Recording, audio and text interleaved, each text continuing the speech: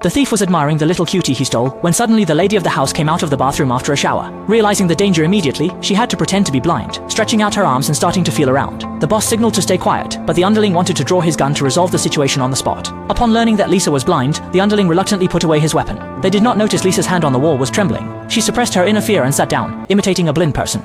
In order to further verify, the boss waved his hand in front of her. Lisa remained unresponsive, but the underling was still not at ease. Unexpectedly, the boss simply removed his head cover. No matter what they did, Lisa continued to remain calm, finally allowing both of them to breathe a sigh of relief. To avoid wasting time, the two quickly searched the house for valuable items.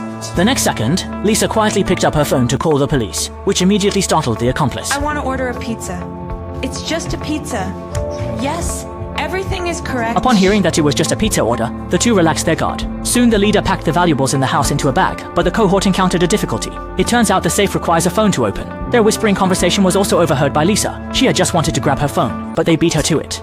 The subordinate got the phone, but found it needed screen unlocking. The boss signaled to use face recognition. However, when the subordinate brought the phone close to Lisa, she had already put a face mask on. After failing to unlock it, the subordinate was momentarily stunned and had to seek help from the boss again. The boss took the phone and pointed it at the photo on the table, and the phone finally unlocked successfully.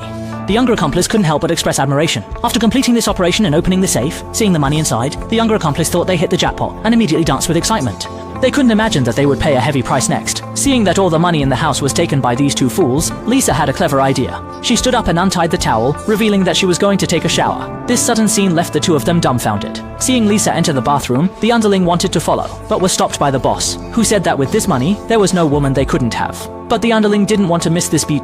Alright, the performance. He quietly went to the bathroom, eagerly waiting to feast his eyes. When he pulled back the shower curtain, he found no one inside. Just as he was feeling puzzled, Lisa, who sneaked up from behind, gave him a fatal... Hearing the commotion, the boss quickly ran over and saw the underling lying on the ground in the bathroom. He hurriedly went to check on the situation.